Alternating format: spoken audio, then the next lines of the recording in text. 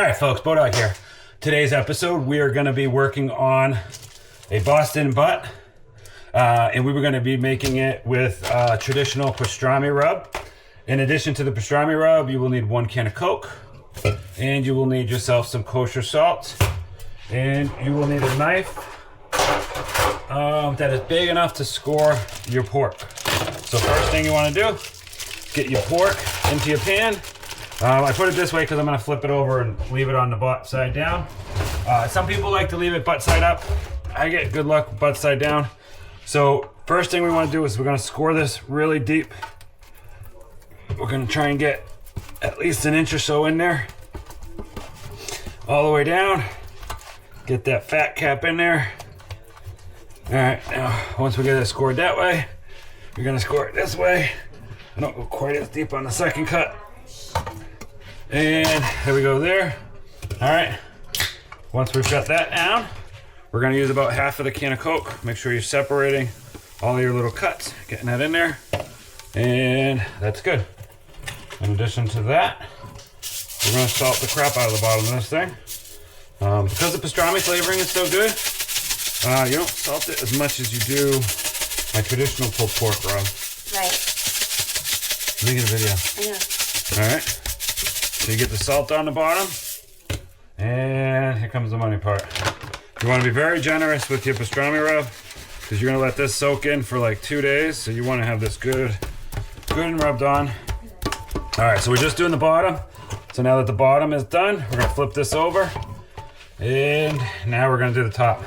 So we're going to do the same thing except on the top. I'm going to be a little bit more narrow with my cut because I really want to get this stuff to really permeate in everywhere. And same thing here. Alright, so we're only going down like a ½ inch or so, maybe an inch in spots.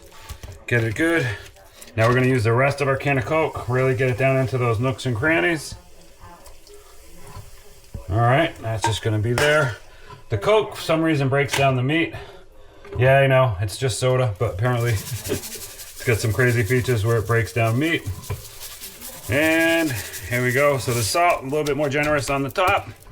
And we're going to get a generous portion of the pastrami rub on there. Now this, we're going to make sure we get in everywhere. Then we'll probably give it another little coat on top. And then we got to make sure we hit the sides.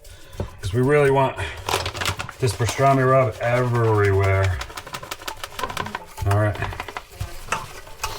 Alright. Alright, and that is a pretty good amount. Alright, so we got this pastrami rub everywhere now. And that's your preparation. So now I'm going to wash my hands real quick.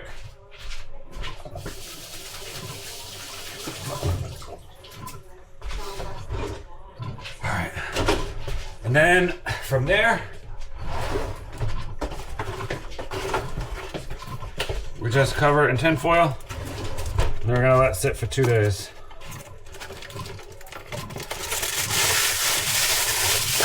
One piece of tin foil on this side. And one piece of tin foil on this side. And now we just put it in the fridge and it sits for 2 days. And then I'll take it out and show you the next. But essentially, well, actually I won't even show you the next. So after we let it sit for 2 days, we're going to come back. We're going to take it out just like this. We're going to put it in the oven at 218 degrees. Is she making fun of me back there? 218 degrees. We're going to let it cook for 18 hours. The last 3 hours of the cook, you are going to turn it up to 250 degrees. And you're going to take the tin foil off just for the last 3 hours to just get a little bit of bark on there. At maybe the 6 hour and 12 hour mark, I like to get in there and grab my turkey baster and suck the juices out of the bottom and put it over the top. Maybe I'll show some of that in the video. Maybe I won't, but definitely going to get you the part where it falls apart at the end. But this is the beginning. That took a couple of minutes into the fridge, and then I'm done. Beaudog out, folks.